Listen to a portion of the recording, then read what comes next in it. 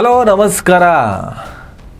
ದೇಶದಾದ್ಯಂತ ಚುನಾವಣಾ ಆಯೋಗ SIR ಸ್ಪೆಷಲ್ ಇಂಟೆನ್ಸಿವ್ ರಿವಿಷನ್ ಮತದಾರರ ಪಟ್ಟಿಯ ಪರಿಷ್ಕರಣೆ ಮರುಪರಿಶೀಲನೆ ಮಾಡ್ತಾ ಇರುವಂತಹ ಆ ಪ್ರಕ್ರಿಯೆ ನಡೀತಾ ಇದೆ. ಕರ್ನಾಟಕಕ್ಕೆ ಬಂದಿದೆ.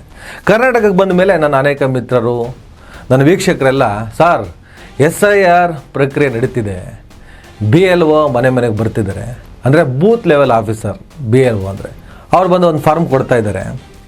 2002ರ ಮತದಾರರ ಪಟ್ಟಿಯಲ್ಲಿ ನಮ್ಮ ಹೆಸರಿದ್ದರೆ ನೇರವಾಗಿ ಅದೇ ಬೇಸ್ ಆಧಾರದಲ್ಲಿ ನಡೀತಿರುವಂಥ ಈ SR ಪ್ರಕ್ರಿಯೆಗೆ ಲಿಂಕ್ ಆಗುತ್ತಂತೆ. ಆದರೆ 2002ರ ಮತದಾರರ ಪಟ್ಟಿಯಲ್ಲಿ ನಮ್ಮ ಹೆಸರು ಇದೆಯೋ ಇಲ್ವೋ, ಕೆಲವ್ರದ್ದು ಇದೆ, ಕೆಲವ್ರದ್ದಿಲ್ಲ. ನನ್ನ ಅಪ್ಪನ ಸಿಗ್ತಾ ಇಲ್ಲ, ನನ್ನ ಮಾವನ ಸಿಗ್ತಿಲ್ಲ, ನನ್ನ ಅಜ್ಜನ ಸಿಗ್ತಿಲ್ಲ, ನನ್ನ ದೊಡ್ಡಪ್ಪನ ಸಿಗ್ತಿಲ್ಲ. ಒಂದು ವೇಳೆ 2002ರ ಮತದಾರರ ಪಟ್ಟಿಯಲ್ಲಿ ನಿಮ್ಮ ಹೆಸರು ಇಲ್ಲದೇ ಇದ್ದರೆ ಒಂದಿಷ್ಟು ದಾಖಲೆಗಳನ್ನು ನೀವು ಒದಗಿಸ್ಬೇಕಾಗ್ಬೋದು. ಅದು ಜನನ ಪ್ರಮಾಣ ಪತ್ರ ಇರ್ಬೋದು, ಇನ್ನಿತರ ದಾಖಲೆಗಳಿರ್ಬೋದು, ಶಾಲಾ ದಾಖಲಾತಿಗಳಿರ್ಬೋದು, ಬೇರೆ ರಿಕ್ವೈರ್ಡ್ ಇರುವಂಥ ಒಂದಿಷ್ಟು ಡಾಕ್ಯುಮೆಂಟ್ಗಳನ್ನು ಚುನಾವಣಾ ಆಯೋಗ ಕೇಳಬಹುದು. ಇದೆಲ್ಲದರ ಬಗ್ಗೆ ನಾನು ವಿವರಣೆಗಳನ್ನು ಕೊಡ್ತೀನಿ ನಿಮಗೆ. ಮೊಟ್ಟ ಮೊದಲಿಗೆ ಯಾವ ರೀತಿಯಲ್ಲಿ SIR ಪ್ರಕ್ರಿಯೆ ನಡೆಯುತ್ತೆ, ನೀವು ಯಾವ ರೀತಿಯಲ್ಲಿ ಅವರಿಗೆ ದಾಖಲಾತಿಗಳನ್ನು ಕೊಡಬೇಕಾಗುತ್ತೆ. ಒಂದು ವೇಳೆ ನಿಮ್ಮ ಹತ್ರ ದಾಖಲಾತಿಗಳು ಇಲ್ಲದೇ ಇದ್ದರೆ ನೀವು ಏನು ಮಾಡಬೇಕಾಗುತ್ತೆ, ಅದು ಅಪ್ ಟು ಸುಪ್ರೀಂ ಕೋರ್ಟ್ವರೆಗೂ ಹೋಗುವಷ್ಟು ಫೈಟ್ ಇದೆ. ನೀವು ಈ ದೇಶದವರೇ, ನೀವು ಕೂಡ ವೋಟ್ ಹಾಕಬಹುದು. 2002ರ ಮತದಾರ ಪಟ್ಟಿಯಲ್ಲಿ ಹೆಸರಿಲ್ಲ, ಇವ್ರು ಕೇಳ್ತಾ ಇರುವಂಥ ದಾಖಲಾತಿಗಳು ಇಲ್ಲ, ಜನನ ಪ್ರಮಾಣ ಪತ್ರ ಇಲ್ಲ. ಹೀಗಿರಬೇಕಾದ್ರೆ ನಾವು ಈ ದೇಶದವರೇ, ಇಲ್ಲೇ ಹುಟ್ಟಿದ್ದೀವಿ, ನಮ್ಮ ಅಜ್ಜ ಮುತ್ತಾತನ ಕಾಲದಿಂದನೇ ಇಲ್ಲೇ ಹುಟ್ಟಿದ್ದೀವಿ, ಇಲ್ಲೇ ಬೆಳೆದಿದ್ದೀವಿ ಅನ್ನೋದನ್ನು ಸಾಬೀತು ಮಾಡೋದಕ್ಕೆ ನೀವು ಅಪ್ ಟು ಸುಪ್ರೀಂ ಕೋರ್ಟ್ವರೆಗೂ ಹೋಗಬೇಕಾಗುತ್ತೆ. ಒಬ್ಬ ಬಡವ, ದೀನ ದಲಿತ, ಅಲ್ಪಸಂಖ್ಯಾತ, ಆರ್ಥಿಕವಾಗಿ ಸಂಕಷ್ಟದಲ್ಲಿರುವಂತಹ ಕಡು ಬಡವ ಅಲ್ಪಸಂಖ್ಯಾತರೆಲ್ಲ ಆ ಲೆವೆಲ್ಲಿಗೆ ಹೋಗಿಬಿಟ್ಟು ಈ ಪೌರತ್ವವನ್ನು ಸಾಬೀತುಪಡಿಸೋದಕ್ಕಾಗತ್ತಾ? ಅಷ್ಟಕ್ಕೂ ಚುನಾವಣಾ ಆಯೋಗದ ಮುಂದೆ ಪೌರತ್ವವನ್ನು ಸಾಬೀತುಪಡಿಸ್ಬೇಕಾ? ಆ ರೈಟ್ಸ್ ಚುನಾವಣಾ ಆಯೋಗಕ್ಕೆ ಇದೆಯಾ? ಸಿಟಿಸನ್ಶಿಪ್ ಆ್ಯಕ್ಟ್ ಏನು ಹೇಳುತ್ತೆ? ಅದೆಲ್ಲದರ ವಿವರಗಳನ್ನು ನಾನು ಕೊಡ್ತೀನಿ. ಈ SIR ಸ್ಪೆಷಲ್ ಇಂಟೆನ್ಸಿವ್ ರಿವಿಷನ್ ಮತದಾರರ ಪಟ್ಟಿಯ ಮರುಪರಿಶೀಲನೆ ಪರಿಷ್ಕರಣೆ, ಡೂಪ್ಲಿಕೇಟ್ ಹೆಸರುಗಳು, ಅಕ್ರಮ ವಲಸಿಗರು, ಸತ್ತೋದವರ ಹೆಸರನ್ನು ಪತ್ತೆ ಹಚ್ಚುವ, ಪರಿಷ್ಕರಣೆ ಮಾಡುವ ಭರದಲ್ಲಿ ನಿಜವಾದ ಈ ದೇಶದ ಪ್ರಜೆಗಳ ಮತದಾರರ ಓಟಿನ ಹಕ್ಕನ್ನು ಕಸಿದುಕೊಳ್ಳುವಂಥ ಪ್ರಕ್ರಿಯೆಯ ಭಾಗವಾಗಿ ಇವತ್ತಿನ ಆಡಳಿತ ಪಕ್ಷದ ಪರವಾಗಿ ಕೆಲಸ ಮಾಡೋದಕ್ಕೆ ಚುನಾವಣಾ ಆಯೋಗ ಮಾಡುತ್ತಿರುವ ಪ್ರಕ್ರಿಯೆ ಇದು SIR ಅಂಥೇಳಿ ವಿರೋಧ ಪಕ್ಷಗಳೆಲ್ಲ ಕೋರ್ಟಿಗೆ ಹೋಗಿದೆ. ಸುಪ್ರೀಂ ಕೋರ್ಟ್ ಮುಂದೆ ಈ ವಿಚಾರ ಇದೆ. ಅದಾಗಲೇ SIR ಪ್ರಕ್ರಿಯೆ ಮುಗಿದ ಮೇಲೆ 2-3 ರಾಜ್ಯದ ಚುನಾವಣೆಗಳು ಆಗೋಗಿದ್ದಾವೆ. ಇನ್ನೇನು ಪಶ್ಚಿಮ ಬಂಗಾಳ, ತಮಿಳುನಾಡು ಸೇರಿದಾಗೆ 3-4 ರಾಜ್ಯದ ಚುನಾವಣೆಗಳು ಕೂಡ ಬರ್ತಾ ಇದೆ. ಇದೇ ಸಂದರ್ಭದಲ್ಲಿ SIR ಅನ್ನು ಮಾಡ್ತಾ ಇರೋದು ಇವತ್ತಿನ ಆಡಳಿತ BJP ಪಕ್ಷಕ್ಕೆ, BJP ಸರ್ಕಾರಕ್ಕೆ ಅನುಕೂಲ ಮಾಡಿಕೊಡುವ ಉದ್ದೇಶದಿಂದ ಸಂಪೂರ್ಣವಾಗಿ SIR ಪ್ರಕ್ರಿಯೆ ದೋಷಪೂರಿತವಾಗಿದೆ. 2002ರಲ್ಲಿ ನಡೆದಂತಹ SIR ಪ್ರಕ್ರಿಯೆಗೂ ಈಗ ನಡೀತಿರುವಂಥ SIR ಪ್ರಕ್ರಿಯೆಗೂ ಅಜಗಜಾಂತರ ವ್ಯತ್ಯಾಸ ಇದೆ. ಇದು ಕಂಪ್ಲೀಟಾಗಿ NRCಯ ಶಾಡೋ, NRCಯ ಇನ್ನೊಂದು ರೂಪ, ಮುಖವಾಡ ಹಾಕಿಕೊಂಡಿರುವಂಥ NRC ಪ್ರಕ್ರಿಯೆ ಅಂತ ಕೋರ್ಟಲ್ಲಿ ವಾದ ಮಾಡ್ತಿದ್ದಾರೆ. ಅದಾಗಲೇ 1-2 ರಾಜ್ಯಗಳಲ್ಲಿ BJP ಅಧಿಕಾರದಲ್ಲಿ ಇದೆ. ಲಕ್ಷಾಂತರ ಜನ ಮತದಾರರ ಪಟ್ಟಿಯಿಂದ ಹೊರಗುಳಿದಿದ್ದಾರೆ. ಅಕ್ರಮ ವಲಸಿಗರನ್ನು, ಡೂಪ್ಲಿಕೇಟ್ ಮತದಾರರನ್ನು, ಸತ್ತೋದರನ್ನು ಪತ್ತೆ ಹಚ್ಚುವ ಭರದಲ್ಲಿ ಅಸಲಿ ಮತದಾರರನ್ನು, ಈ ದೇಶದ ಪೌರರನ್ನು ಸಂಪೂರ್ಣವಾಗಿ ದೂರ ಇಡುವ, ದಲಿತರನ್ನು, ಅಲ್ಪಸಂಖ್ಯಾತರನ್ನು, ಹಿಂದುಳಿದ ವರ್ಗಗಳನ್ನು ಟಾರ್ಗೆಟ್ ಮಾಡಿ ಈ ಪ್ರಕ್ರಿಯೆ ನಡೀತಾ ಇದೆ. NRCಯಲ್ಲಿ ಏನೆಲ್ಲ ದಾಖಲೆಗಳನ್ನು ಕೇಳಿದ್ರೋ ಅದೇ ರೀತಿಯ ದಾಖಲೆಗಳನ್ನು ಒದಗಿಸಬೇಕು. 2002ರ ಮತದಾರರ ಪಟ್ಟಿಯಲ್ಲಿ ಹೆಸರಿಲ್ಲ ಅಂದರೆ ಭಾಳಷ್ಟು ಜನರದ ಹೆಸರು ಮಿಸ್ ಆಗಿದೆ. ಅವರು ಪೂರ್ವಜರ ಕಾಲದಿಂದನೂ, ತಾತ ಮುತ್ತಾತರ ಕಾಲದಿಂದನೂ ಇಲ್ಲೇ ಹುಟ್ಟಿ ಬೆಳೆದವರು. ಅದು ನಮಗೂ ಗೊತ್ತಿದೆ, ನಾವು ನೋಡಿದ್ದೀವಿ. ಅಂಥವ್ರ ಹೆಸರು 2002ರ ಮತದಾರರ ಪಟ್ಟಿಯಲ್ಲಿ ಇಲ್ಲ ಅಂದ ಕೂಡಲೇ ಅವರ ಜನನ ಪ್ರಮಾಣ ಪತ್ರವನ್ನು, ಅವರ ಆಸ್ತಿ ದಾಖಲೆಗಳನ್ನು, ಅವರ ಮನೆ ಪತ್ರಗಳನ್ನು ಏನು NRCಯಲ್ಲಿ ಕೇಳ್ತಾರೆ ಅಂತ ನಾವು ಹೋರಾಟಗಳನ್ನು ಮಾಡಿದ್ವು, ಅದನ್ನೇ ಕೇಳ್ತಾ ಇದ್ದಾರೆ. ಚುನಾವಣಾ ಆಯೋಗಕ್ಕೆ ಸಂಬಂಧನೇ ಇಲ್ಲ. ಆದರೂ ಕೂಡ ಚುನಾವಣಾ ಆಯೋಗ ಸಂವಿಧಾನದ ಆರ್ಟಿಕಲ್ನ ಯಾವುದೋ ಒಂದು ಸಂಖ್ಯೆಯನ್ನು ಹೇಳಿ ನಾವು ಮತ ಪರಿಷ್ಕರಣೆಯ ಮೂಲಕ ಪರಿಶುದ್ಧವಾದಂಥ ಚುನಾವಣೆಯನ್ನು ನಡೆಸ್ತಿದ್ದೀವಿ ಅಂತ ಸಬೂಬು ಹೇಳ್ತಾ ಇದೆ. ಆ ಸೆಕ್ಷನ್ನು ಕೂಡ ನಾನು ಎಕ್ಸ್ಪ್ಲೇನ್ ಮಾಡ್ತೀನಿ. ನಿಮಗೆ 2019 NRC ಸಿಎಗೆ ಸಂಬಂಧಪಟ್ಟ ಹಾಗೆ ದೊಡ್ಡ ಪ್ರಮಾಣದಲ್ಲಿ ಈ ದೇಶದಲ್ಲಿ ಹೋರಾಟಗಳಾಯಿತು, ಕ್ರಾಂತಿಕಾರಿ ಹೋರಾಟಗಳಾಯಿತು, ಸಾವು ನೋವುಗಳು ಕೂಡ ಸಂಭವಿಸಿತು. NRC ರಾಷ್ಟ್ರೀಯ ಪೌರತ್ವ ನೋಂದಣಿ, national register of citizens. NRC ಮೂಲಕ 1971ಕ್ಕಿಂತ ಮುಂಚಿತವಾಗಿ ಭಾರತ ದೇಶದಲ್ಲಿ ವಾಸ ಇರುವಂಥವರು ಈ ದೇಶದ ಪೌರರು. ಅದಕ್ಕೆ ಸಂಬಂಧಪಟ್ಟಂಥ ದಾಖಲೆಗಳನ್ನು ಒದಗಿಸಬೇಕು. ಆಸ್ತಿ ವಿವರಗಳಿದ್ದರೆ, ಜನನ ಪ್ರಮಾಣ ಪತ್ರಗಳಿದ್ದರೆ, ಶಾಲಾ ದಾಖಲಾತಿಗಳಿದ್ದರೆ ಕೊಡಬೇಕು. ಆ ಮೂಲಕ ನೀವು ನ್ಯಾಷನಲ್ ರಿಜಿಸ್ಟರ್ ಆಫ್ ಸಿಟಿಜನ್ಸ್ ಪೌರತ್ವವನ್ನು ಸಾಬೀತುಪಡಿಸಬೇಕು ಅಂತ ಯಾರ ಕೈಲಿರುತ್ತೆ. ಈಗ ನಮ್ಮ ತಂದೆ ಇರ್ಬೋದು, ನಮ್ಮ ತಾತ ಇರ್ಬೋದು, ನಮ್ಮ ಮುತ್ತಾತ ಇರ್ಬೋದು, ಮುತ್ತಾತ ಎಲ್ಲ ಬದುಕಿಲ್ಲ ಬಿಡಿ, ತಾತನವರೆಗೂ ಬದುಕಿರ್ಬೋದು.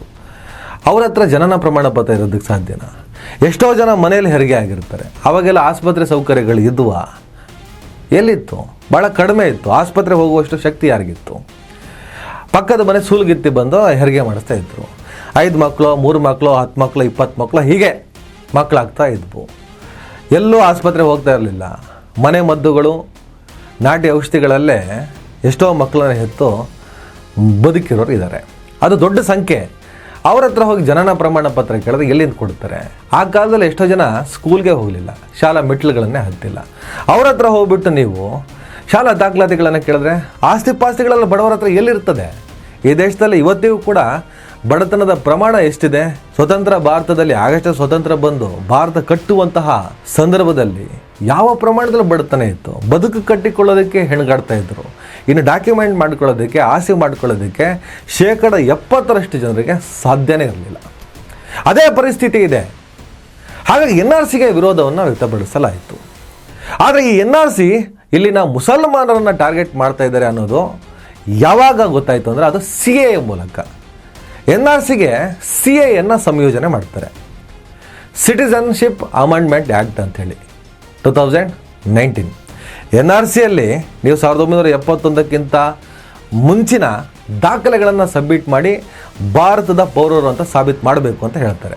ಈ ಪ್ರಕ್ರಿಯೆ ನಡೆದರೆ ಕೇವಲ ಅಲ್ಪಸಂಖ್ಯಾತ ಮುಸಲ್ಮಾನರು ಮಾತ್ರ ಅಲ್ಲ, ಹಿಂದೂಗಳು, ಸಿಖ್ಖರು, ಕ್ರೈಸ್ತರು, ಜೈನರು, ಧರ್ಮಾತೀತವಾಗಿ ಎಲ್ಲರೂ ಕೂಡ 70% 80% ಅಥವಾ 90% ಅಂತಲೇ ಇಟ್ಕೊಳ್ಳಿ ಸಂಕಟಕ್ಕೆ ಬೀಳ್ತಾರೆ. ಯಾವುದೇ ಕಾರಣಕ್ಕೂ ಇವ್ರು ಯಾರ ಹತ್ರ ಕೂಡ ಈ ಪ್ರಮಾಣದಲ್ಲಿ ಈ ಶೇಕಡಾವಾರು ಸಂಖ್ಯೆಯಲ್ಲಿ ದಾಖಲೆಗಳು ಇರೋದಕ್ಕೆ ಸಾಧ್ಯನೇ ಇಲ್ಲ. ಇದಕ್ಕೆ CAA ಸಂಯೋಜನೆ ಮಾಡ್ತಾರೆ, ಲಿಂಕ್ ಮಾಡ್ತಾರೆ. ಏನು CAA? Citizenship amendment act 2019. ಇದರಲ್ಲಿ ಏನಿದೆ ಅಂದರೆ 2014ಕ್ಕೂ ಮೊದಲು, ಅಂದರೆ ನರೇಂದ್ರ ಮೋದಿ ಸರ್ಕಾರ 2014 ಬಂತಲ್ಲ, ಅದಕ್ಕಿಂತ ಮೊದಲು ಬಾಂಗ್ಲಾದೇಶದಿಂದ, ಪಾಕಿಸ್ತಾನದಿಂದ, ಅಫ್ಘಾನಿಸ್ತಾನದಿಂದ, ಬೇರೆ ಬೇರೆ ದೇಶಗಳಿಂದ ನಮ್ಮ ದೇಶಕ್ಕೆ ಅಕ್ರಮವಾಗಿ ಬಂದರೋ ಅಥವಾ ರೆಫ್ಯೂಜಿಗಳಾಗಿ ಬಂದರೋ, ಯಾವ ರೀತಿಯಲ್ಲಿ ಬಂದರೋ ಗೊತ್ತಿಲ್ಲ. ಹಾಗೆ ಬಂದವರಲ್ಲಿ ಹಿಂದೂಗಳಿದ್ರೆ, ಕ್ರೈಸ್ತರಿದ್ರೆ, ಸಿಖ್ರಿದ್ರೆ, ಬೌದ್ಧರಿದ್ರೆ, ಜೈನರಿದ್ರೆ, ಸಿಟಿಸನ್ಶಿಪ್ ಅಮೆಂಡ್ಮೆಂಟ್ ಆ್ಯಕ್ಟ್ ಪ್ರಕಾರ ಬೇರೆ ದೇಶದಿಂದ ಇಲ್ಲಿಗೆ ಬಂದ ಮುಸಲ್ಮಾನರನ್ನು ಹೊರತುಪಡಿಸಿ ಮಿಕ್ಕವರಿಗೆಲ್ಲ ಪೌರತ್ವವನ್ನು ಮಾಡಿಕೊಡ್ತೀವಿ ಅಂತ. NRC CAA ಸಂಯೋಜನೆ ಆದಾಗ ಎಷ್ಟು ಈಸಿಯಾಗಿ ಮುಸಲ್ಮಾನರನ್ನ ಇವರು ಮುಗಿಸೋದಕ್ಕೆ ಪ್ರಯತ್ನ ಪಡ್ತಾ ಇದ್ದಾರೆ ಅನ್ನೋದು ಕನ್ಫರ್ಮ್ ಆಗುತ್ತೆ ನೋಡಿ. ಚಿಕ್ಕ ಮಕ್ಳಿಗೆ ಅರ್ಥ ಆಗ್ತದೆ. NRCಯನ್ನು ಸಾಬೀತು ಮಾಡಬೇಕಂದ್ರೆ 1971ಕ್ಕಿಂತ ಮುಂಚಿನ ಡಾಕ್ಯುಮೆಂಟ್ ಕೊಡಬೇಕು. ಆತದ ಡಾಕ್ಯುಮೆಂಟ್ ಧರ್ಮಾತೀತವಾಗಿ 90% ಜನರ ಹತ್ರ ಇಲ್ಲ. ಅಲ್ಲಿ ಮುಸಲ್ಮಾನನಿದ್ದಾನೆ, ಹಿಂದೂನೇ ಇದ್ದಾನೆ. ಈ ಹಂತದಲ್ಲಿ CAA ತರ್ತಾರೆ. ಅಕ್ಕಪಕ್ಕದ ರಾಷ್ಟ್ರದ, ಪಕ್ಕದ ರಾಷ್ಟ್ರದ, ಬೇರೆ ಬೇರೆ ರಾಷ್ಟ್ರದ ಮುಸಲ್ಮಾನರನ್ನು ಹೊರತುಪಡಿಸಿ ಬೇರೆಯವರಿಗೆ 2014ಕ್ಕಿಂತ ಮುಂಚೆ ಇಲ್ಲಿ ವಾಸವಿದ್ದವರಿಗೆ, ಅದು 71ಕ್ಕಿಂತ ಹಿಂದೆ ಹೋಗ್ಬೋದು, 60 ಆಗ್ಬೋದು, 47 ಆಗ್ಬೋದು, ಅಥವಾ ಯಾವ ಶತಮಾನದ ಕತೆ ಬೇಕಾದ್ರೆ ಆಗ್ಬೋದು. ದಾಖಲೆ ಇರಲಿ, ದಾಖಲೆ ಇಲ್ಲದೇ ಇರಲಿ, ನಿಮಗೆ CAA ಸಿಟಿಸನ್ಶಿಪ್ ಅಮೆಂಡ್ಮೆಂಟ್ ಆ್ಯಕ್ಟ್ ಅಡಿಯಲ್ಲಿ ಪೌರತ್ವವನ್ನು ಕೊಡ್ತೀವಿ. ಈಗ ಮುಸಲ್ಮಾನರನ್ನು ಹೊರತುಪಡಿಸಿ ಪಕ್ಕದ ರಾಷ್ಟ್ರಗಳಿಂದ, ಬೇರೆ ರಾಷ್ಟ್ರಗಳಿಂದ ಬರೋರಿಗೆ, 2014ಕ್ಕಿಂತ ಮುಂಚೆ ಇಲ್ಲಿರೋರಿಗೆ CAA ಅಡಿಯಲ್ಲಿ ಪೌರತ್ವ ಕೊಡ್ತೀನಿ ಅಂದಮೇಲೆ ರಾಷ್ಟ್ರೀಯ ಪೌರತ್ವ ನೋಂದಣಿ ಅಡಿ 1971ಕ್ಕಿಂತ ಮುಂಚೆ ವಾಸವಿದ್ದಂತಹ ಮುಸಲ್ಮಾನರನ್ನು ಹೊರತುಪಡಿಸಿದವರಿಗೂ ಕೂಡ CAA ಅಡಿಯಲ್ಲಿ ಪೌರತ್ವವನ್ನು ಕೊಡೋದಂತೂ ಕನ್ಫರ್ಮ್ ಆಯ್ತು. ಅಲ್ಲಿಗೆ ಮುಸಲ್ಮಾನರನ್ನು ಹೊರತುಪಡಿಸಿ ಈ ವರ್ಡ್ ಇದೆಯಲ್ಲ, ಭಾರತ ದೇಶದಲ್ಲಿರುವಂಥ ಮುಸಲ್ಮಾನರು ಕೂಡ ಅಪಾಯವನ್ನುಂಟು ಮಾಡುತ್ತೆ ಅನ್ನೋ ಕಾರಣಕ್ಕೆ ಪ್ರತಿಭಟನೆ ಶುರುವಾಯಿತು. ಮೊದಲಿಗೆ SIR ಪ್ರಕ್ರಿಯೆ ಅಂದರೆ ಸ್ಪೆಷಲ್ ಇಂಟೆನ್ಸಿವ್ ರಿವಿಷನ್. ನಿಮ್ಗೆ ಹೇಳಿದ್ದೀನಿ, ವಿಶೇಷ ತೀವ್ರ ಪರಿಷ್ಕರಣೆ. ಇದು ಭಾರತದ ಚುನಾವಣಾ ಆಯೋಗ, election commission of India ECI ನಡೆಸುವ ಮತದಾರರ ಪಟ್ಟಿಯನ್ನು ಸಂಪೂರ್ಣವಾಗಿ ಪರಿಶೀಲಿಸಿ ನವೀಕರಿಸುವ ದೊಡ್ಡ ಮಟ್ಟದ ಕಾರ್ಯಾಚರಣೆ. ಇದರ ಮುಖ್ಯ ಉದ್ದೇಶ ಎಲ್ಲ ಅರ್ಹ ಭಾರತೀಯ ನಾಗರಿಕರ ಹೆಸರು ಮತದಾರರ ಪಟ್ಟಿಯಲ್ಲಿ ಇರಬೇಕು. ಯಾವುದೇ ಅನರ್ಹ ವ್ಯಕ್ತಿ, ವಿದೇಶಿ ಇರ್ಬೋದು, ಮರಣ ಹೊಂದಿದವರು ಇರ್ಬೋದು, ಡಬಲ್ ಎಂಟ್ರಿ, ಡೂಪ್ಲಿಕೇಟ್ ಹೆಸರುಗಳು ಈ ಪಟ್ಟಿಯಲ್ಲಿ ಇರಬಾರ್ದು. ಈ ಪ್ರಕ್ರಿಯೆಯು ಸಾಮಾನ್ಯವಾಗಿ ದೊಡ್ಡ ಚುನಾವಣೆಗಳ ಮುನ್ನ ಅಥವಾ ಪಟ್ಟಿಯಲ್ಲಿ ದೊಡ್ಡ ದೋಷಗಳಿದ್ದಾಗ ನಡೆಸಲಾಗುತ್ತೆ. ಕರ್ನಾಟಕದಲ್ಲಿ ಕೊನೆಯ ಬಾರಿ 2002ರಲ್ಲಿ ನಡೆದಿತ್ತು. 2025-26ರಲ್ಲಿ ದೇಶದಾದ್ಯಂತ ಈ ಪ್ರಕ್ರಿಯೆ ಆರಂಭವಾಗಿದೆ. ತುಂಬ ಜನಕ್ಕೊಂದು ಕನ್ಫ್ಯೂಷನ್ ಇದೆ. 2002ರಲ್ಲಿ ಮತದಾನ ಮಾಡಿದವರ ಪಟ್ಟಿ ಅಥವಾ ಮತದಾರರ ಪಟ್ಟಿ ಅಂತ. ತುಂಬ ಜನರ ಹೆಸರು ಮತದಾರರ ಪಟ್ಟಿಯಲ್ಲಿದೆ, ಅವರೆಲ್ಲ ವಿದೇಶದಲ್ಲಿ ಇರ್ತಾರೆ, ವೋಟ್ ಹಾಕಿರಲ್ಲ. ನಾವು ವೋಟ್ ಹಾಕಿಲ್ಲ ಅನ್ನೋ ಕಾರಣಕ್ಕೆ ಆ ಪಟ್ಟಿಯಲ್ಲಿ ನಮ್ಮ ಹೆಸರಿಲ್ವಾ ಅನ್ನುವಂಥ ಒಂದು ಪ್ರಶ್ನೆಯನ್ನು ತುಂಬ ಜನ ಕೇಳಿದ್ದಾರೆ. ಇದು ಮತದಾನ ಮಾಡಿದವರ ಪಟ್ಟಿಯಲ್ಲ, ಮತದಾರರ ಪಟ್ಟಿ. 2002ರ SIR ಸಮಯದಲ್ಲಿ ಚುನಾವಣಾ ಆಯೋಗವು ಮಾಡಿದ್ದು ಸಂಪೂರ್ಣ ಮತದಾರರ ಪಟ್ಟಿಯ ತೀವ್ರ ಪರಿಶೀಲನೆ ಮತ್ತು ನವೀಕರಣ, intensive revision of electoral rolls. ಇದರಲ್ಲಿ ಅರ್ಹ ಮತದಾರರ ಹೆಸರುಗಳನ್ನು ಸೇರಿಸಿ ಅನರ್ಹರನ್ನು, ಮರಣ ಹೊಂದಿದವರು, ಸ್ಥಳಾಂತರಗೊಂಡವರು, ಡೂಪ್ಲಿಕೇಟ್ ಇತ್ಯಾದಿ ತೆಗೆದುಹಾಕಿ ಪಟ್ಟಿಯನ್ನು ಸ್ವಚ್ಛಗೊಳಿಸಲಾಯಿತು. ಇದು 2002ರ ಪ್ರಕ್ರಿಯೆ. ಹಾಗಾಗಿ 2002ರ ಪಟ್ಟಿ ಅಂದರೆ ಆ ಸಮಯದಲ್ಲಿ ಅಸ್ತಿತ್ವದಲ್ಲಿದ್ದ ಮತದಾರರ ಪಟ್ಟಿ, final electoral roll after SIR 2002 ಅಂದರೆ ಅರ್ಹ ಮತದಾರರ ಹೆಸರುಗಳು ಇದ್ದ ಪಟ್ಟಿ. ಇದರಲ್ಲಿ ಹೆಸರು ಇದ್ದವರು ಮಾತ್ರವೇ ಮತದಾನ ಮಾಡಬಹುದಾಗಿತ್ತು. ಆದರೆ ಪಟ್ಟಿಯು ಮತದಾನ ಮಾಡಿದವರ ಲಿಸ್ಟ್ ಅಲ್ಲ, ಅದು ಮತದಾರರ ನೋಂದಣಿ ಪಟ್ಟಿ. ಚುನಾವಣಾ ಆಯೋಗದ SIR ನಿಯಮಗಳ ಪ್ರಕಾರ 2002-2004ರ SIR ಅನ್ನು ಬೇಸ್ ಲೈನ್ ಅಥವಾ ಲೆಗಸಿ ರೋಲ್ ಎಂದು ಪರಿಗಣಿಸಲಾಗಿದೆ. ನಿಮ್ಮ ಹೆಸರು ಅಥವಾ ತಂದೆ, ತಾಯಿ, ಪತಿ, ಪತ್ನಿ, ಅಜ್ಜ, ಅಜ್ಜಿಯ ಹೆಸರು ಆ 2002ರ ಮತದಾರರ ಪಟ್ಟಿಯಲ್ಲಿ ಇದ್ದರೆ ಸುಲಭವಾಗಿ ಲಿಂಕ್ ಮಾಡಬಹುದು. 2 ಸಾರಿ ಬೇಕಾದರೆ ಈ ವಿವರಣೆಯನ್ನು ನೀವು ನೋಡ್ಬೋದು. ಈ ಪ್ರಕ್ರಿಯೆಗೆ ಹೆಚ್ಚಿನ ದಾಖಲೆಗಳ ಅಗತ್ಯವಿಲ್ಲ, ಸಾಮಾನ್ಯವಾಗಿ ದೃಢೀಕರಣ ಇದ್ದರೆ ಸಾಕು. ಒಂದು ವೇಳೆ ಈ ಪಟ್ಟಿಯಲ್ಲಿ ನಿಮ್ಮ ಹೆಸರು ಇಲ್ಲ ಅಂದರೆ ಮತ್ತು ಹೊಸದಾಗಿ ಸೇರ್ಪಡೆ ಆಗಬೇಕು ಅಂದರೆ ಫಾರ್ಮ್ 6 ಡಿಕ್ಲೇರೇಷನ್ ಭರ್ತಿಯನ್ನು ಮಾಡಬೇಕು. ಜನ್ಮ ದಿನಾಂಕ, ವಿಳಾಸ, ಪೌರತ್ವ ಸಾಬೀತುಪಡಿಸುವ ದಾಖಲೆಗಳು, SSLC, ಪಾಸ್ಪೋರ್ಟ್, DL ಇತ್ಯಾದಿ ಬೇಕಾಗುತ್ತೆ. ಈ ಪ್ರಕ್ರಿಯೆ ನಡೀತಾ ಇರಬೇಕಾದ್ರೆ ಮತದಾರರ ಪಟ್ಟಿಯನ್ನು ಫ್ರೀಸ್ ಮಾಡಲಾಗುತ್ತೆ. ಅಂದರೆ ಈ ಅವಧಿಯಲ್ಲಿ ಹೊಸ ನೋಂದಣಿ ಅಥವಾ ಬದಲಾವಣೆಗಳು ಸ್ವೀಕಾರ ಆಗೋದಿಲ್ಲ. ಈಗ ಏನೇ ಬದಲಾವಣೆ ಮಾಡೋಕ್ಕೆ ಹೋದ್ರೆ ಆಗಲ್ಲ, ಫ್ರೀಸ್ ಮಾಡಿದ್ದಾರೆ. ಈಗ ಮತದಾರರ ಪಟ್ಟಿಯನ್ನು ಫ್ರೀಸ್ ಮಾಡಿದ್ದಾರೆ. ಪ್ರತಿ ಮತದಾರನಿಗೆ ಅವರ ಹಳೆಯ ವಿವರಗಳೊಂದಿಗೆ ಪ್ರಿಫಿಲ್ ಮಾಡಿದ ಫಾರ್ಮ್ ಮುದ್ರಿಸಿ ನೀಡಲಾಗುತ್ತೆ. ಇದನ್ನು ಬೂತ್ ಲೆವೆಲ್ ಆಫೀಸರ್, BLO, ನಿಮ್ಮ ಅಕ್ಕಪಕ್ಕದ ಮನೆಯಲ್ಲೇ ಇರ್ತಾರೆ, ಅವರು ನಿಮ್ಮ ಪರಿಚಿತರ ಆಗಿರ್ತಾರೆ. BLO NRC ಪ್ರಕ್ರಿಯೆನೇ ಹಾಗೆ, ಅಕ್ಕಪಕ್ಕದ ಮನೆಯವರ ಮೂಲಕನೇ ಮುಗಿಸೋದಕ್ಕೆ ಹೊರಟಿದ್ದರು. ಅದೇ ಥರ ಬೂತ್ ಲೆವೆಲ್ ಆಫೀಸರ್ ಮನೆ ಮನೆಗೆ ಹೋಗಿ ವಿತರಿಸ್ತಾರೆ. ಆಮೇಲೆ ಮತದಾರರಿಂದ ದೃಢೀಕರಣ ದಾಖಲೆ ಸಲ್ಲಿಕೆ ಮಾಡಬೇಕು. ಮತದಾರರು ಫಾರ್ಮ್ ತುಂಬಬೇಕು, ಸಹಿ ಹಾಕಬೇಕು. ಅಗತ್ಯ ದಾಖಲೆಗಳೊಂದಿಗೆ ಜನ್ಮ ದಿನಾಂಕ, ವಿಳಾಸ, ಪೌರತ್ವ ಸಾಬೀತು. ಈ ಪೌರತ್ವ ಸಾಬೀತು ಚುನಾವಣಾ ಆಯೋಗದ ವ್ಯಾಪ್ತಿಗೆ ಬರೋದೇ ಇಲ್ಲ. ಅದನ್ನು ಮುಂದೆ ನಾನು ಎಕ್ಸ್ಪ್ಲೇನ್ ಮಾಡ್ತೀನಿ. ಈಗ ವಿವಾದ ಇರೋದು ಮತ್ತು ಪ್ರತಿಭಟನೆ ಆಗ್ತಿರೋದು ಇದೇ ಕಾರಣಕ್ಕೆ. ಹಳೆಯ ಪಟ್ಟಿಯಲ್ಲಿ 2002-2004 SIR ಹೆಸರು ಇದ್ದರೆ ಸುಲಭವಾಗಿ ಲಿಂಕ್ ಮಾಡ್ಬೋದು. ನಿಮಗೆ ನಾನು ಆರಂಭದಲ್ಲಿ ಎಕ್ಸ್ಪ್ಲೇನ್ ಮಾಡಿದ್ದೀನಿ. ಹೊಸದಾಗಿ ಸೇರಿದವರು ಅಥವಾ ಮ್ಯಾಚ್ ಆಗದವರು 2002ರ ಮತದಾರರ ಪಟ್ಟಿ ಪರಿಷ್ಕರಣೆಯಲ್ಲಿ ನಿಮ್ಮ ಹೆಸರಿಲ್ಲದೆ ಇದ್ದರೆ ಅಥವಾ ನಿಮ್ಮ ಕುಟುಂಬಸ್ಥರ ಹೆಸರುಗಳು ಇದ್ದು ನಿಮ್ಮ ಹೆಸರು ಮ್ಯಾಚ್ ಆಗದೇ ಇದ್ದರೆ ಹೆಚ್ಚು ದಾಖಲೆಗಳನ್ನು ಕೊಟ್ಟು ನೀವು ಈ ದೇಶದಲ್ಲಿ ಮತ ಹಾಕಲು ಯೋಗ್ಯರಾದವರು, ಪೌರರು ಅನ್ನೋದನ್ನು ಸಾಬೀತು ಮಾಡಬೇಕಾಗತ್ತೆ. BLOಗಳು ಮನೆ ಮನೆಗೆ ಹೋಗಿ ಪರಿಶೀಲನೆ ಮಾಡ್ತಾರೆ. ಹೆಸರು ಮ್ಯಾಚ್ ಆಗದವರಿಗೆ ಎಲೆಕ್ಟೋರಲ್ ರಿಜಿಸ್ಟ್ರೇಷನ್ ಆಫೀಸರ್ ಅಂದರೆ ERO ನೋಟಿಸ್ ಕೊಡ್ತಾರೆ. ಕ್ಲೈಮ್ಗಳು ಮತ್ತು ಆಕ್ಷೇಪಣೆಗಳನ್ನು ಫಾರ್ಮ್ಸ್ ಮೂಲಕ ಸ್ವೀಕರಿಸಿ ವಿಚಾರಣೆಯನ್ನು ನಡೆಸ್ತಾರೆ. ಈ ಪರಿಶೀಲನೆ ಮಾಡಿದ ಮೇಲೆ ಡ್ರಾಫ್ಟ್ ಮತದಾರರ ಪಟ್ಟಿಯನ್ನು ಪ್ರಕಟಿಸಲಾಗುತ್ತೆ. ಇಲ್ಲಿ ಹೆಸರು ಏನಾದರೂ ತೆಗೆದು ಹಾಕಿದರೆ ಅಥವಾ ಸೇರಿಸದೇ ಇದ್ದರೆ ನೀವು ಆಕ್ಷೇಪಣೆಯನ್ನು ಸಲ್ಲಿಸ್ಬೋದು. ಎಲ್ಲ ಆಕ್ಷೇಪಣೆಗಳನ್ನು ಪರಿಶೀಲಿಸಿ ಅಂತಿಮ ಮತದಾರರ ಪಟ್ಟಿಯನ್ನು ಪ್ರಕಟಿಸಲಾಗುತ್ತೆ. 6 ಹಂತದಲ್ಲಿ ನಡೆಯುತ್ತಿದ್ದು. ನಿಮಗೆ ನಾನು ಆರಂಭದಲ್ಲಿ ಹೇಳ್ತಾ ಬಂದೆ. ಮೊದಲು ಪೂರ್ವ ಸಿದ್ಧತೆ ಮತ್ತು ಫ್ರೀಸ್ ಮಾಡ್ತಾರೆ. EF ಫಾರ್ಮನ್ನು ಕೊಡ್ತಾರೆ. 3ನೇ ಹಂತವಾಗಿ ಮತದಾರರಿಂದ ದೃಢೀಕರಣ, ದಾಖಲೆ ಸಲ್ಲಿಕೆ. 4ನೇ ಹಂತ ಪರಿಶೀಲನೆ ಮತ್ತು ನೋಟಿಸ್, ಅದು ERO ಮೂಲಕ. ಡ್ರಾಫ್ಟ್ ಪಟ್ಟಿ ಪ್ರಕಟಣೆ, ಆಮೇಲೆ ಫೈನಲ್ ಪಟ್ಟಿ. ಇದೆಲ್ಲ ಆದಮೇಲೆ ಏನು, 2002ರ SIR ಪಟ್ಟಿಯಲ್ಲಿ ನಿಮ್ಮ ಹೆಸರು ಅಥವಾ ನಿಮ್ಮ ತಂದೆ ತಾಯಿ, ಪತಿ, ಪತ್ನಿ, ಹತ್ತಿರದ ಸಂಬಂಧಿಕರ ಹೆಸರು ಇಲ್ಲದೇ ಇದ್ದರೆ ಮತ್ತು ಜನನ ಪ್ರಮಾಣ ಪತ್ರ ಇಲ್ಲದೇ ಇದ್ದರೆ ಸ್ವಲ್ಪ ನಿಮಗೆ ಕಷ್ಟ. ಆದರೆ ಅಸಾಧ್ಯ ಅಲ್ಲ ಅಂತ ಹೇಳ್ಬಿಟ್ಟು ಚುನಾವಣಾ ಆಯೋಗನೇ ಹೇಳುತ್ತೆ. ಎಲ್ಲ ಸಮಾಧಾನದ ಪ್ರಕ್ರಿಯೆಗಳೇ. ಏನಬ್ಬ ಈ ದೇಶದ ಹುಟ್ಟಿ ಬೆಳೆದಿದ್ದೀವಿ, ನಾವೇ ಈ ದೇಶದ ಪೌರರಲ್ಲ ಅಂತ ಹೇಳ್ತಿದ್ದಾರಲ್ಲ, ಏನೋ ರೂಲ್ಸು ರೆಗ್ಯುಲೇಷನ್ಸ್ ಮೂಲಕ.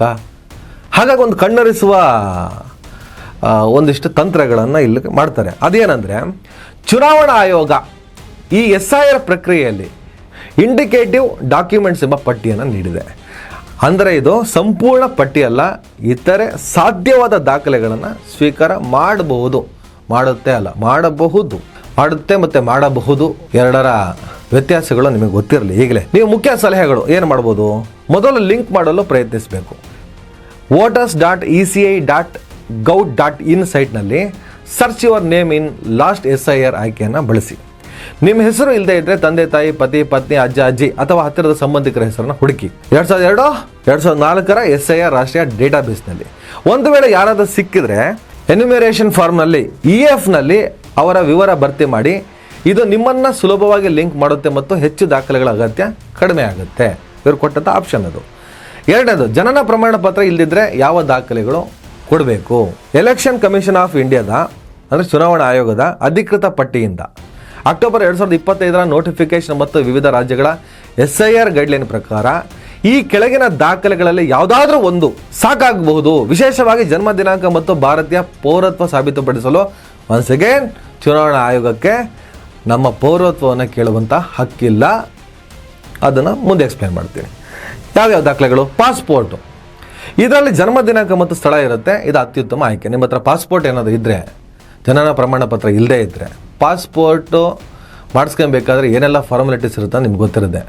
ಹಾಗಾಗಿ ಪೊಲೀಸ್ ವೆರಿಫಿಕೇಷನಿಂದ ಹಿಡಿದು ಅನೇಕ ಪಡಿಪಾಟಲ್ಲಿ ಇರ್ತವೆ ಪಾಸ್ಪೋರ್ಟ್ ಮಾಡಬೇಕಾದ್ರೆ.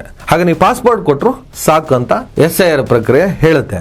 ಆಮೇಲೆ SSLC 10ನೇ ತರಗತಿ ಅಂಕಪಟ್ಟಿ, ವಿಶ್ವವಿದ್ಯಾಲಯ ಬೋರ್ಡಿಂದ ಬಂದ ಶೈಕ್ಷಣಿಕ ಪ್ರಮಾಣ ಪತ್ರ, ಇದು ಮಾರ್ಕ್ಸ್ ಕಾರ್ಡು, ಅದರಲ್ಲಿ ಜನ್ಮ ದಿನಾಂಕ ಇದ್ದರೆ ಸಾಕು ಅಂತ ಹೇಳ್ತಾರೆ. ಆಮೇಲೆ ಡ್ರೈವಿಂಗ್ ಲೈಸೆನ್ಸ್ ಕೇಳ್ತಾರೆ. ಕಾಮನ್ ಆಗಿ ಎಲ್ಲರ ಹತ್ರ ಇದ್ದೇ ಇರುತ್ತೆ. ಪಾನ್ ಕಾರ್ಡ್ ಕೆಲವು ಸಂದರ್ಭಗಳಲ್ಲಿ ಸ್ವೀಕಾರಾರ್ಹ. ಇವೆಲ್ಲ ಅಡಿಷ್ನಲ್ ಡಾಕ್ಯುಮೆಂಟ್ ಅಂತ ನನಗೆ ಅನಿಸುತ್ತೆ. ಶಾಲಾ ಕಾಲೇಜಿನಿಂದ ಬಂದ ಹಳೆಯ ಬರ್ತ್ ಸರ್ಟಿಫಿಕೇಟ್ ಅಥವಾ school record, permanent residency certificate ತಹಶೀಲ್ದಾರ್ ಜಿಲ್ಲಾಧಿಕಾರಿಯಿಂದ ಬೇಕಿದು. OBC SC ST ಕುಲ ಜಾತಿ ಪ್ರಮಾಣ ಪತ್ರ, ಕೆಲವೊಮ್ಮೆ ಜನ್ಮ ವಿವರ ಇರುತ್ತೆ. 1987 ಜುಲೈ 1 ಮುಂಚೆ ಸರ್ಕಾರ ಬ್ಯಾಂಕ್, ಪೋಸ್ಟ್ ಆಫೀಸ್, LIC, PSUಗಳಿಂದ ನೀಡಿದ ಯಾವುದೇ ID ದಾಖಲೆಯನ್ನು ಕೊಡಿ ಅಂತ ಕೇಳುತ್ತೆ. ಆಮೇಲೆ ಗ್ರಾಮ ಪಂಚಾಯತ್ ಸ್ಥಳೀಯ ಅಧಿಕಾರಿಗಳಿಂದ ಕುಟುಂಬ ರಿಜಿಸ್ಟರ್ ಆಗಿದ್ದರೆ ಆ ಸರ್ಟಿಫಿಕೇಟ್ ನೀವು ಕೊಡ್ಬೋದು. ಅದೇ ರೀತಿ ಭೂಮಿ, ಮನೆ ಅಲಾಟ್ಮೆಂಟ್ ಸರ್ಟಿಫಿಕೇಟ್ ಅಥವಾ ಇತರೆ ಸರ್ಕಾರಿ ದಾಖಲೆಗಳನ್ನು ನೀವು ಒದಗಿಸಬೇಕಾಗತ್ತೆ. ಇಲ್ಲಿ ನೀವು ಮುಖ್ಯವಾಗಿ ಗಮನಿಸಬೇಕಾಗಿರೋದು ಆಧಾರ್ ಸಾಮಾನ್ಯವಾಗಿ ಪೌರತ್ವಕ್ಕೆ ಸಾಕಾಗೋದೇ ಇಲ್ಲ. ಆದರೆ ಕೆಲವು ಸಂದರ್ಭದಲ್ಲಿ ಸಹಾಯ ಆಗಬಹುದು. ಎಲೆಕ್ಷನ್ ಕಮಿಷನ್ ಆಫ್ ಇಂಡಿಯಾದ 2025 ಸೂಚನೆ ಪ್ರಕಾರ. ಇನ್ನು ನೀವು ಏನು ಮಾಡ್ಬೋದು? ನಿಮ್ಮ ಬೂತ್ ಲೆವೆಲ್ ಆಫೀಸರ್ BLO ಅವರನ್ನು ತಕ್ಷಣ ಸಂಪರ್ಕಿಸಿ. ನಿಮ್ಮ ಹೆಸರು ಎಲ್ಲೂ ಸಿಕ್ಕಿಲ್ಲ, ಮತದಾರ ಪಟ್ಟಿ ಇಲ್ಲ ಅಂದಾಗ ನೀವು BLOನ ಸಂಪರ್ಕಿಸಬೇಕು. ಅವರು ನಿಮಗೆ EF ತುಂಬಲು ಸಹಾಯ ಮಾಡ್ತಾರೆ ಮತ್ತು ಯಾವ ದಾಖಲೆ ಸಾಕು ಅಂತ ಹೇಳ್ತಾರೆ. ಫಾರ್ಮ್ 6 ಡಿಕ್ಲರೇಷನ್ ಫಾರ್ಮ್ ಭರ್ತಿ ಮಾಡಿ. ನೀವು ಹೊಸದಾಗಿ ಸೇರ್ಪಡೆ ಆಗ್ತಾ ಇದ್ದರೆ ದಾಖಲೆಗಳ ಸ್ವಯಂ ದೃಢೀಕರಣ ಕಾಪಿಗಳನ್ನು ಲಗತ್ತಿಸಿ. ಒಂದು ವೇಳೆ ನೋಟಿಸ್ ಬಂದರೆ ತಕ್ಷಣ ಉತ್ತರಿಸಿ ಮತ್ತು ದಾಖಲೆಗಳನ್ನು ಸಲ್ಲಿಸಿ. ಆಗಲೇ ಹೇಳಿದ್ದೀನಿ, ಆನ್ಲೈನ್ನಲ್ಲಿ voters.eci.gov.in ಅಥವಾ CEO ಕರ್ನಾಟಕ ಸೈಟ್ನಲ್ಲಿ ಸಬ್ಮಿಟ್ ಮಾಡ್ಬೋದು. ಇದು ಬಡವರಿಗೆ, ಹಳ್ಳಿ ಜನಕ್ಕೆ ಯಾರಾದರೂ ಸಹಾಯ ಮಾಡಿದ್ರೆ ಮಾತ್ರ ಸಾಧ್ಯ. ಅವ್ರು ಏನು ಮಾಡೋಕ್ಕೆ ಸಾಧ್ಯ? ಓಟ್ ಹಾಕೋದಕ್ಕೆ ಇಷ್ಟು ಓದಾಡ್ಬೇಕಪ್ಪ, ಓಟ್ ಹಾಕಲ್ಲ, ಏನಾಗ್ತದೆ ನೋಡೋಣ, ಏನಾಗ್ತದಲ್ಲ. ಇವತ್ತು ಓಟ್ ಕಿತ್ಕೊತಾರೆ, ನಾಳೆ ಅಸ್ತಿತ್ವ ಕಿತ್ಕೊತಾರೆ. ಇವರ ಟಾರ್ಗೆಟೇ ಬೇರೆ, ಇವರ ಗುರಿಯೇ ಬೇರೆ. ಅದನ್ನು ನಾನು ಮತ್ತೆ ಎಕ್ಸ್ಪ್ಲೇನ್ ಮಾಡ್ತೀನಿ. ಇನ್ನು ERO ಅಂತ ಹೇಳಿದೆ. BLO ಅಂದರೆ ಬೂತ್ ಲೆವೆಲ್ ಆಫೀಸರ್. ERO ಅಂದರೆ ಯಾರು? ERO ಅಂದರೆ ಎಲೆಕ್ಟೋರಲ್ ರಿಜಿಸ್ಟ್ರೇಷನ್ ಆಫೀಸರ್ ಅಂತ. ಆ ಥರನ ಮತದಾರರ ನೋಂದಣಿ ಅಧಿಕಾರಿ ಅಂತ ಕರೀತಾರೆ. ಇವರು ಚುನಾವಣಾ ಆಯೋಗ ನೇಮಕ ಮಾಡುವ ಅಧಿಕಾರಿ. ಮತದಾರರ ಪಟ್ಟಿಗೆ ಸಂಬಂಧಿಸಿದ ಅಂತಿಮ ಅಧಿಕಾರ ಇವರಿಗೆ ಇರುತ್ತೆ, ಒಂಥರ ಕೋರ್ಟ್ ಇದ್ದಂಗೆ. ERO ಯಾರ್ಯಾರಾಗಿರ್ತಾರೆ? ತಹಶೀಲ್ದಾರು, ಉಪ tahsildar, revenue officer, administrative officer ERO ಆಗಿರ್ತಾರೆ.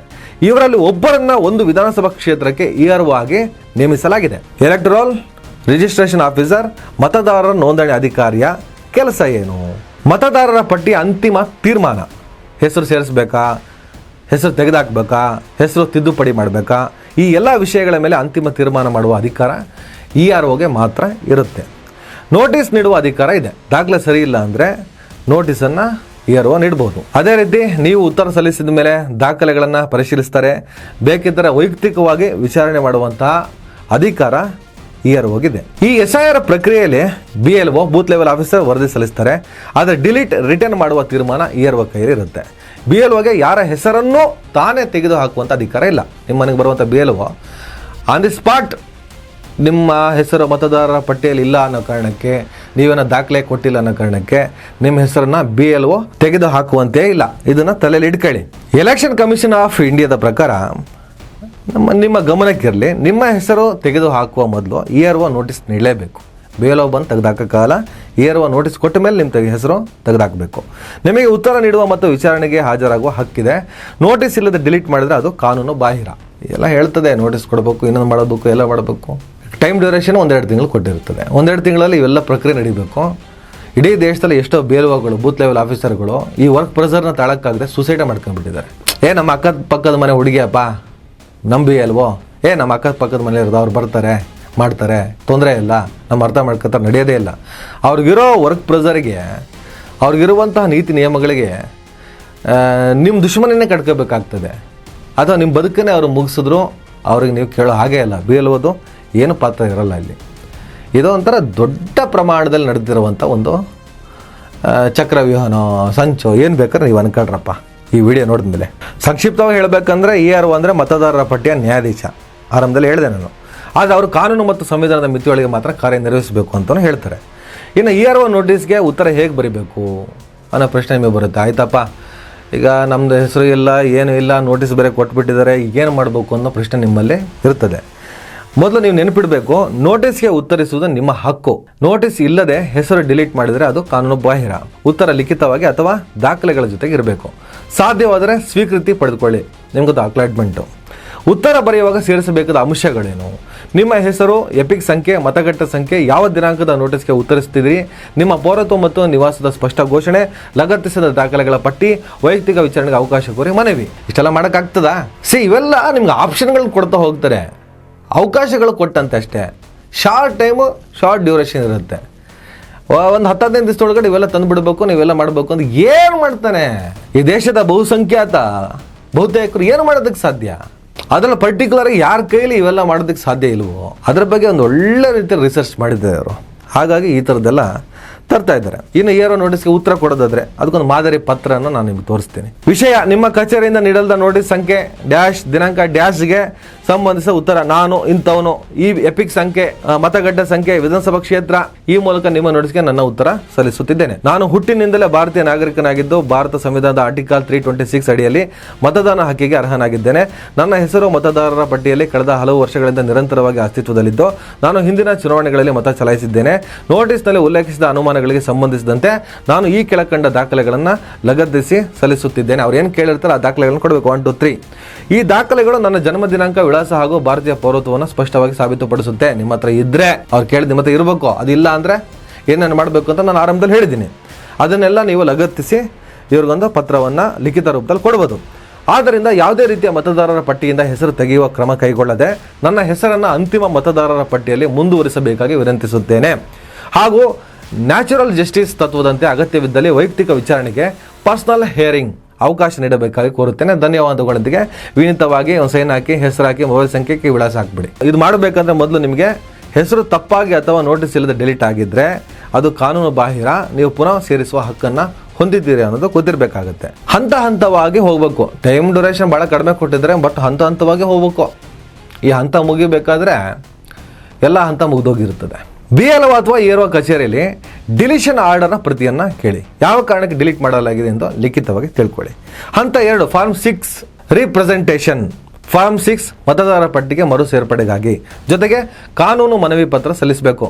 ಆಮೇಲೆ ಡಿಲೀಟ್ ಆದ ಹೆಸರನ್ನು ಮರು ಸೇರ್ಪಡೆಗೆ ಒಂದು ಮನವಿ ಪತ್ರ ಮಾನ್ಯ ಎಲೆಕ್ಟ್ರಲ್ ರಿಜಿಸ್ಟ್ರೇಷನ್ ಆಫೀಸರ್ ಅಂದರೆ ERO ಅವರಿಗೆ ಮತದಾರರ ಪಟ್ಟಿಯಿಂದ ತಪ್ಪಾಗಿ ಡಿಲೀಟ್ ಆದ ನನ್ನ ಹೆಸರನ್ನು ಮರುಸೇರ್ಪಡೆ ಮಾಡುವ ಕುರಿತು ನಾನು ಇಂಥವನು, ಎಪಿಕ್ ಸಂಖ್ಯೆ, ಮತಗಟ್ಟೆ ಸಂಖ್ಯೆ ಈ ಮೂಲಕ ನಿಮ್ಮ ಗಮನಕ್ಕೆ ಕೆಳಗಿನ ವಿಷಯಗಳನ್ನು ತರಲು ಬಯಸುತ್ತೇನೆ.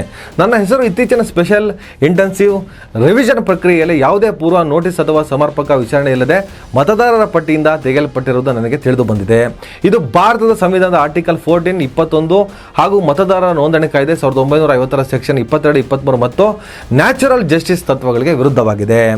ನಾನು ಅರ್ಹ ಭಾರತೀಯ ನಾಗರಿಕನಾಗಿದ್ದು ಈ ಕೆಳಕಂಡ ದಾಖಲೆಗಳನ್ನು ಲಗತ್ತಿಸಿ ನನ್ನ ಅರ್ಹತೆಯನ್ನು ಮತ್ತೊಮ್ಮೆ ಸಾಬೀತುಪಡಿಸುತ್ತಿದ್ದೇನೆ. ಕೊಡಬೇಕು. ಆದ್ದರಿಂದ ದಯವಿಟ್ಟು ನನ್ನ ಹೆಸರನ್ನು ತಕ್ಷಣವೇ ಮತದಾರರ ಪಟ್ಟಿಯಿಂದ ಮರುಸೇರ್ಪಡೆ ಮಾಡಬೇಕಾಗಿ ವಿನಂತಿಸುತ್ತೇನೆ. ಅಗತ್ಯವಿದ್ದಲ್ಲಿ ವೈಯಕ್ತಿಕ ವಿಚಾರಣೆಗೆ ಹಾಜರಾಗಲು ನಾನು ಸಿದ್ಧನಿದ್ದೇನೆ. ನ್ಯಾಯ ಮತ್ತು ಪ್ರಜಾಪ್ರಭುತ್ವದ ತತ್ವಗಳನ್ನು ಕಾಪಾಡುವ ದೃಷ್ಟಿಯಿಂದ ತ್ವರಿತ ಕ್ರಮ ಕೈಗೊಳ್ಳಬೇಕಾಗಿ ಕೋರುತ್ತೇನೆ. ತ್ವರಿತವಾಗಿ ಕ್ರಮ ಕೈಗೊಂಡ್ರೆ ಪಟ್ಟಿ ಒಳಗಡೆ ಹೋಗ್ತೀರಾ, ಓಟ್ ಹಾಕ್ತೀರಾ. ಈಗ ಕರ್ನಾಟಕದ ಎಲೆಕ್ಷನ್ ಸ್ವಲ್ಪ ಲಾಂಗ್ ಟೈಮ್ ಇದೆ, SIR ಪ್ರಕ್ರಿಯೆ ನಡೀತಿದೆ. ಇದಕ್ಕೆಲ್ಲ ಒಂದಿಷ್ಟು ನಿಮ್ಗೆ ಅವಕಾಶಗಳು ಸಿಗ್ಬೋದು. ಬಟ್ 10-15 ದಿವಸದ ಟೈಮ್ ಡ್ಯೂರೇಷನ್ ಕೊಟ್ಟಿದ್ದಾರೆ ಆಫ್ಟರ್ ನೋಟಿಸ್. ಒಂದು ವೇಳೆ ನಿಮ್ಮ ಮಾತನ್ನು ಈ ERO ಕೇಳಲಿಲ್ಲಪ್ಪ, ತಹಸೀಲ್ದಾರು ಅಥವಾ ಯಾರ್ಯಾರು ERO ಇವ್ರು ನೇಮಕ ಮಾಡಿದ್ದಾರೆ ಅವರು, ನೀವು ಡಿಸ್ಟ್ರಿಕ್ಟ್ ಎಲೆಕ್ಷನ್ ಆಫೀಸರ್ ಅಂದರೆ DOಗೆ ಅಪೀಲ್ ಮಾಡ್ಬೋದು. ಅವ್ರು ಕೇಳಿಲ್ಲಪ್ಪ, ಚೀಫ್ ಎಲೆಕ್ಟೋರಲ್ ಆಫೀಸರ್ CEO ಕರ್ನಾಟಕಕ್ಕೆ ದೂರು ಕೊಡ್ಬೋದು. ಅವರು ಕೇಳಿಲ್ಲಪ್ಪ, ಕೊನೆಯದಾಗ ನೀವು ಹೈಕೋರ್ಟಿಗೆ ಹೋಗ್ಬೋದು. ಅಲ್ಲೂ ಆಗಿಲ್ಲಪ್ಪ ಕೆಲಸ. ಆಮೇಲೆ ಸುಪ್ರೀಂ ಕೋರ್ಟಿಗೆ ಹೋಗ್ಬೇಕು ನೀವು. ಆರ್ಟಿಕಲ್ 226/32. ಹಳ್ಳಿಯಲ್ಲಿ ಬದುಕ್ತಿರೋನು ಒಬ್ಬ ಬಡವ ದೀನ ದಲಿತ ಇಷ್ಟೆಲ್ಲ ಮಾಡೋದಕ್ಕೆ ಸಾಧ್ಯನಾ?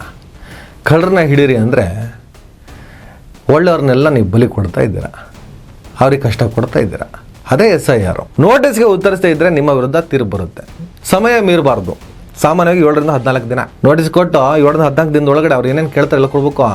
ಇಲ್ಲಾಂದರೆ ನೀವು ಓಟ್ ಹಾಕೋದಕ್ಕೆ ಯೋಗ್ಯರಲ್ಲ, ಈ ದೇಶದ ಪೌರರೇ ಅಲ್ಲ. ಈ SIRಗೆ ಯಾಕೆ ನಾವು ವಿರೋಧ ಮಾಡ್ತಿದ್ದೀವಿ, ಹೋರಾಟ ಮಾಡ್ತಿದ್ದೀವಿ ಅಂದರೆ, ಚುನಾವಣಾ ಆಯೋಗಕ್ಕೆ ಪೌರತ್ವ ನಿರ್ಧರಿಸುವ ಅಧಿಕಾರನೇ ಇಲ್ಲ. ಸಿಟಿಸನ್ಶಿಪ್ ಆ್ಯಕ್ಟ್ ಪ್ರಕಾರ ಅದು ಕೇಂದ್ರ ಸರ್ಕಾರ ಅಥವಾ ಫಾರಿನರ್ಸ್ ಟ್ರಿಬ್ಯುನಲ್ ವ್ಯಾಪ್ತಿಗೆ ಬರುತ್ತೆ. ಆದರೆ SIRನಲ್ಲಿ BLOಗಳು, ಬೂತ್ ಲೆವೆಲ್ ಆಫೀಸರ್ ಮತ್ತು EROಗಳು ದಾಖಲೆಗಳ ಆಧಾರದಲ್ಲಿ ವ್ಯಕ್ತಿಗಳನ್ನು ಸಸ್ಪೆಕ್ಟೆಡ್ ಫಾರಿನರ್ ಎಂದು ಫ್ಲ್ಯಾಗ್ ಮಾಡ್ತಾ ಇದ್ದಾರೆ. ನೀವೇನು ದಾಖಲೆ ಕೊಟ್ಟಿಲ್ಲ ಅಂತ ಹಿಡ್ಕಡೆ, ನೀವು ಸಸ್ಪೆಕ್ಟೆಡ್ ಫಾರಿನರ್ಸ್ ಈ ದೇಶದವರು ಅಲ್ಲ. ಇದರಿಂದ ಇದು ಇಂಡೈರೆಕ್ಟ್ NRC, ಅಪ್ರತ್ಯಕ್ಷ ರಾಷ್ಟ್ರೀಯ ನಾಗರಿಕರ ಪಟ್ಟಿ ಆಗ್ತಾ ಇದೆ ಅನ್ನೋದು ನಾವು ಮಾಡ್ತಿರುವಂತ ಆರೋಪ. ಸುಪ್ರೀಂ ಕೋರ್ಟ್ ನಲ್ಲಿ ಪಿಟಿಷನ್ಗಳು ಇದೇ ವಿಷಯವನ್ನ ಪ್ರಮುಖವಾಗಿ ಎತ್ತಿ ಹಿಡಿದಿದ್ದಾರೆ. ಆರಂಭದಲ್ಲಿ ಹೇಳಿದಾಗೆ ಕೆಲವು ರಾಜ್ಯಗಳಲ್ಲಿ ಕೇವಲ 2 ತಿಂಗಳಲ್ಲಿ ಎಲ್ಲರಿಂದ ದಾಖಲೆಗಳನ್ನು ಸಲ್ಲಿಸಲು ಒತ್ತಾಯ ಮಾಡಿದರು. ಮಹಿಳೆಯರು, ವಲಸೆ ಕಾರ್ಮಿಕರು, ಗ್ರಾಮೀಣ ಮತ್ತು ಬಡವರು, ಹಳೆಯ ದಾಖಲೆಗಳಿಲ್ಲದ ಹಿರಿಯರು, ಇವರಲ್ಲಿ ಹಲವರಿಗೆ ಪೋಷಕರ ಜನ್ಮ ದಾಖಲೆ, ಹಳೆಯ ನಿವಾಸ ದಾಖಲೆಗಳೇ ಇಲ್ಲ. ದಾಖಲೆ ಇಲ್ಲ, ಹೆಸರು ಡಿಲೀಟ್ ಎಂಬ ಸ್ಥಿತಿ. ಲಕ್ಷಾಂತರ ನಿಜವಾದ ಮತದಾರರನ್ನ ಮತದಾನ ಹಕ್ಕಿನಿಂದ ವಂಚಿಸುವ ಭಯ ಹುಟ್ಟಿದೆ. ನೋಡಿ, ಬಿಹಾರದಲ್ಲಿ 10ರಿಂದ 18% ಹೆಸರುಗಳು ಡ್ರಾಫ್ಟ್ ರೋಲ್ನಿಂದ ತೆಗೆಯಲ್ಪಟ್ಟಿದೆ. ವಲಸೆ ಕಾರ್ಮಿಕರು, ಮುಸ್ಲಿಂ ಸಮುದಾಯ, ದಲಿತ ಮತ್ತು ಹಿಂದುಳಿದ ವರ್ಗಗಳು ಇವರ ಮೇಲೆ ಅಸಾಮಾನ್ಯ ಪರಿಣಾಮ ಈ SIR ಬೀರ್ತಾ ಇದೆ. ಪಶ್ಚಿಮ ಬಂಗಾಳ, ಅಸ್ಸಾಂನಂತಹ ರಾಜ್ಯಗಳಲ್ಲಿ ಈ ಆತಂಕ ಇನ್ನಷ್ಟು ತೀವ್ರ ಆಗಿದೆ. ಅದರಲ್ಲೂ 2026ರಲ್ಲಿ ಪಶ್ಚಿಮ ಬಂಗಾಳ, ತಮಿಳುನಾಡು, ಕೇರಳ, ಅಸ್ಸಾಂ ಮೊದಲಾದ ರಾಜ್ಯಗಳ ವಿಧಾನಸಭೆ ಚುನಾವಣೆ ಇದೆ. ಇದೇ ಸಮಯದಲ್ಲಿ SIR ಜಾರಿ ಆಗ್ತಾ ಇರೋದು ಬಿಜೆಪಿಗೆ ಲಾಭ ಮಾಡಿಕೊಡುವಂತ ಹುನ್ನಾರ ಅಂತ ವಿರೋಧ ಪಕ್ಷಗಳು ವಾದ ಮಾಡ್ತಾ ಇದ್ದಾವೆ. ಜೊತೆಗೆ BLOಗಳ ಮೇಲೆ ಅತಿಯಾದ ಒತ್ತಡ, ದೋಷಯುಕ್ತ ಸಾಫ್ಟ್ವೇರ್, 2002-2003ರ ರೋಲ್ಗಳಿಗೆ ಲಿಂಕ್ ಮಾಡದಿದ್ರೆ ಡಿಲೀಟು, ಕಾನೂನು ಮಾನ್ಯತೆ ಇಲ್ಲದ ಸೈಕ್ಲೋಸ್ಟೈಲ್ಡ್ ನೋಟಿಸ್ಗಳು, ಇದೆಲ್ಲದ ಪರಿಣಾಮ ನಿವೃತ್ತ ನೌಕಾಪಡೆ, ಆರಂಭದಲ್ಲೇ ಹೇಳಿದೆ ನಾನು, ನಿವೃತ್ತ ನೌಕಾಪಡೆ ಮುಖ್ಯಸ್ಥ ಅರುಣ್ ಪ್ರಕಾಶ್, ಅರ್ಥಶಾಸ್ತ್ರಜ್ಞ ಅಮರ್ತ್ಯ ಸೇನ್ ಅವರಿಗೂ ನೋಟಿಸ್ ಹೋಗಿಲ್ಲ.